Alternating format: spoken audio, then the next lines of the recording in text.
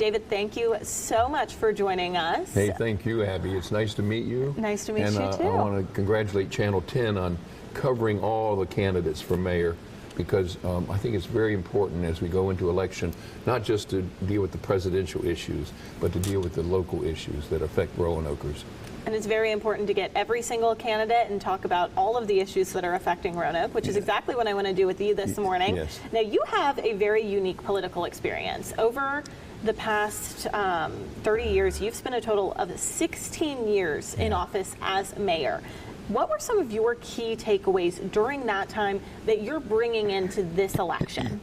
Yeah, you know, I was a councilman before I became mayor, and I served under the legendary Mayor Noel Taylor.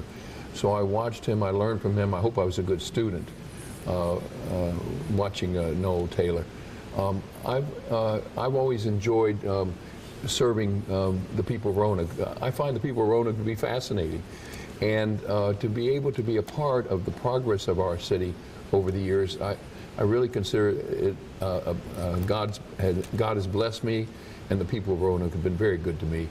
But we've done a lot of great things. We reopened the Hotel Roanoke. We built 2 high schools. We never had greenways before. Now we have greenways and trails. And of course brought the Virginia Tech Medical School to the Carilion Clinic. So a lot of great progress over the years here in Roanoke. Absolutely. Oh, and by the way, the St. Patrick's Day Festival has often been rated one of the top 10 St. Patrick's festivals in the country. Yes, absolutely. A very fun day. And now your campaign slogan that's on all your signs is "Experience for a Change." Now, what does your experience bring to the table that maybe other candidates don't have? Well, you know, I've had 46 years practicing law. I've taught as an adjunct professor at Virginia Western for 10 years, and as you indicated, 16 years as mayor. I represent people. I have to be a good listener. I have to listen to what my clients want me to present to the court. I have to listen to my students and what it is that they're wanting to learn in the government classes that I teach. And as mayor, it's important for me to listen to what's going on in all the neighborhoods of our city. So that's the kind of experience I think I bring to the table as the mayor.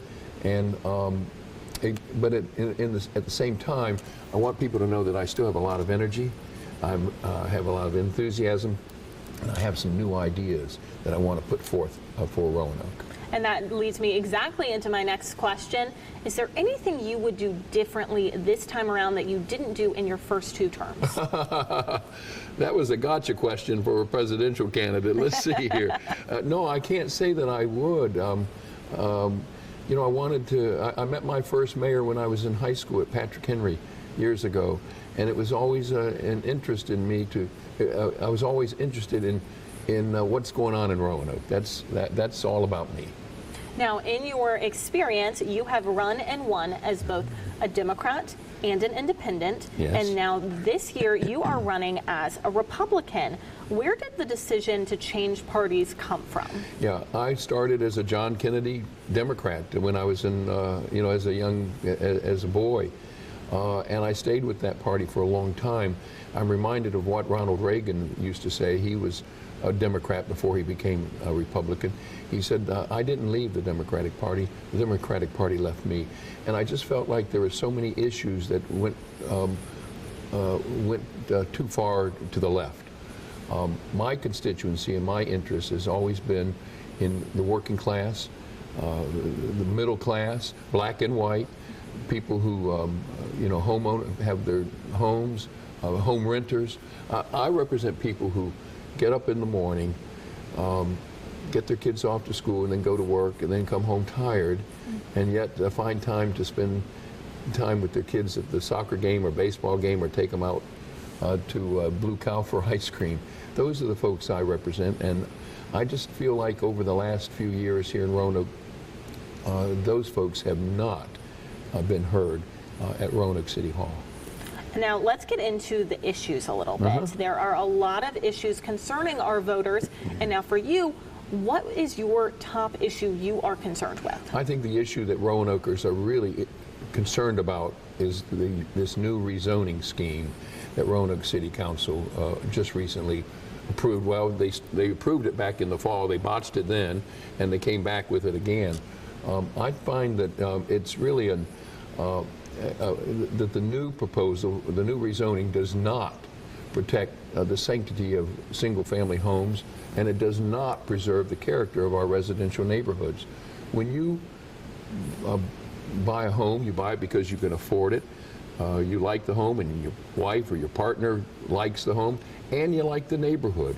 And under the old law that we had for 50 years, if you wanted to chop up your house into apartments, you had to file a petition and ask for a variance on the zoning. And then the neighbors would get notified, and the matter would have to go before the Board of Zoning Appeals. And if all the neighbors, as in my neighborhood, if my wife and I tried to do that, all the neighbors would be furious with us. We wouldn't be invited to the neighborhood Christmas party, I can tell you that. And the Board of Zoning Appeals would turn us down. But under the new law, my wife and I could just lickety-split, tear up our house, chop up our house into apartments. Imagine what that would do for how many more cars would be there on our corner lot. And my wife was thinking how many more trash cans would be out. Instead of just having 2, we'd probably have 10 trash cans to deal with. So it's a terrible law. It is the worst decision that a Roanoke City Council has made in 50 years. And on day one, when I have an opportunity, if elected mayor, I'm going to vote to repeal this rezoning scheme. Gotcha.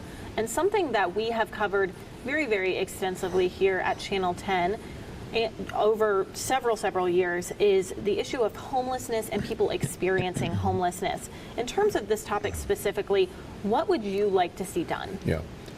Just like you and everybody in our community, my heart goes out to those folks.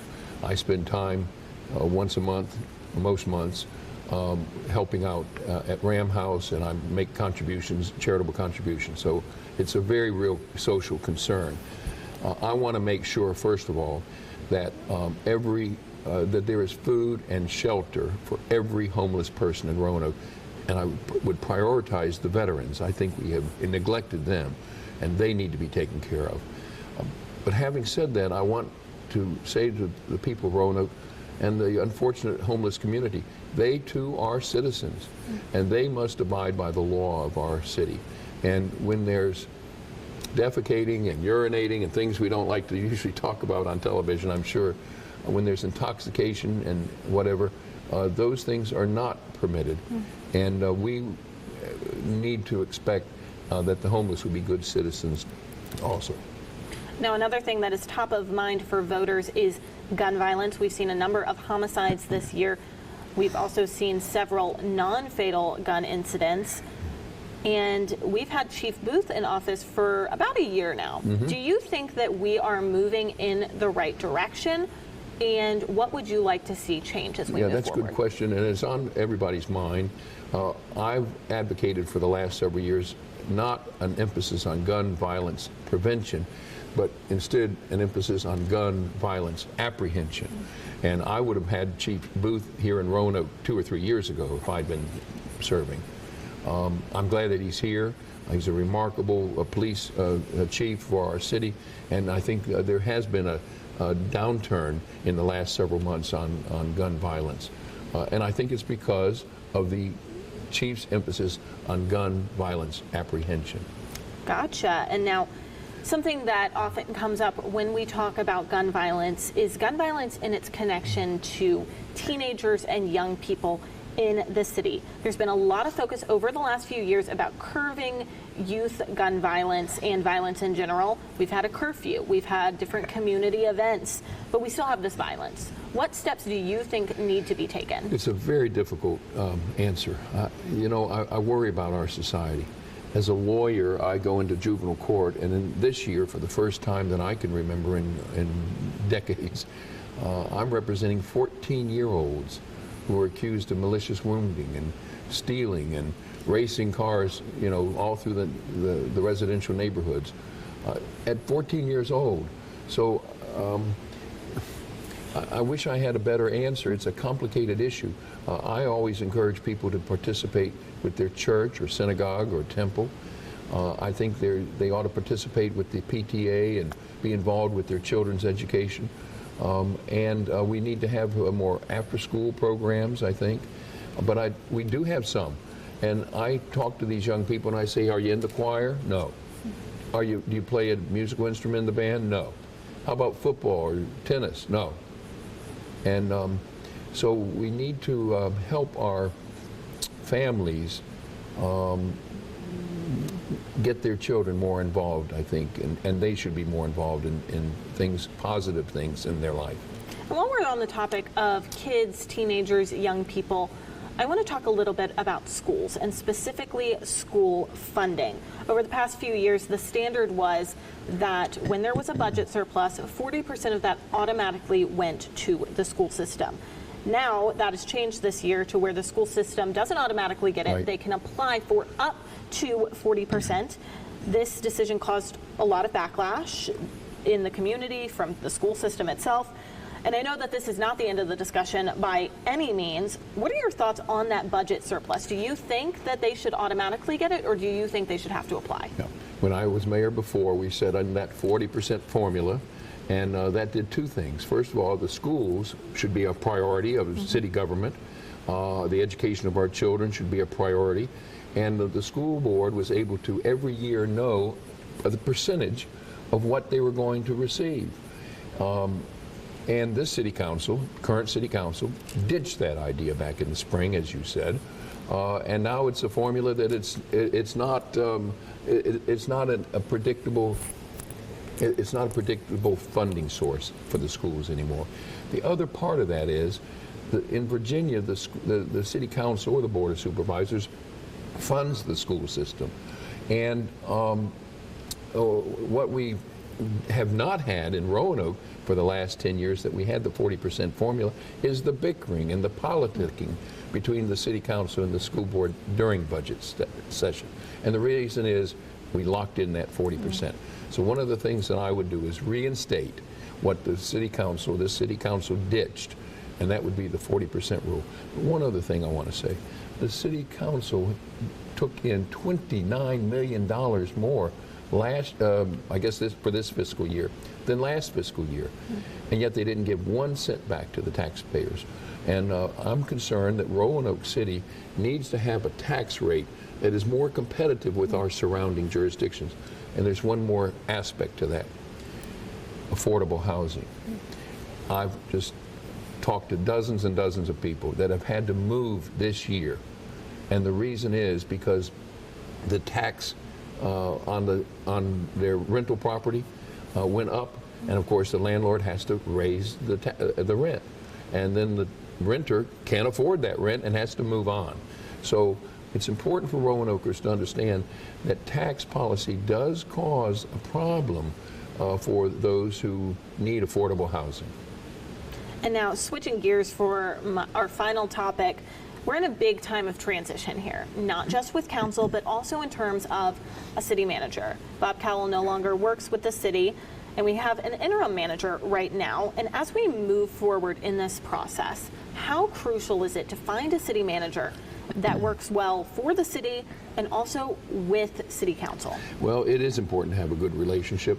We have 7 members on the city council. It's very likely that that there will be 4 new members on council come January, and hopefully a new mayor. Hopefully, I'll have a chance to serve as mayor again. I think the city council has botched this city manager selection process from going back to June. That, according to the newspaper, that's cost the city taxpayers $500,000 already. And now they're talking about going on and saddling the new council with their own pick. I don't think that's right. If I'm going to be in office in January with 3 new council members, so it's a 4-member majority, I think that new council should choose the next city manager, because we're the ones that are going to have to work with that city manager and have a relationship that's not just stuffed down our throats. We need to be a part of the process, and we need to make the decision. The new city council does, in my opinion. Now, David, I want to thank you for joining us. I have one last thing for you. We've talked about a lot of very important issues. Is there anything else you want to add, or are there any more campaign promises that you've made? Yes, I have made one. I made a few, but one that comes to mind, I promised my Irish Catholic friends that if I'm elected, I will paint my hair green and march down Jefferson Street for the St. Patrick's Day Parade. Now, isn't that a great promise? We love that. Oh, well, David, thank you so much for joining us. We really appreciate your time here. Oh, thank you, Abby, very much.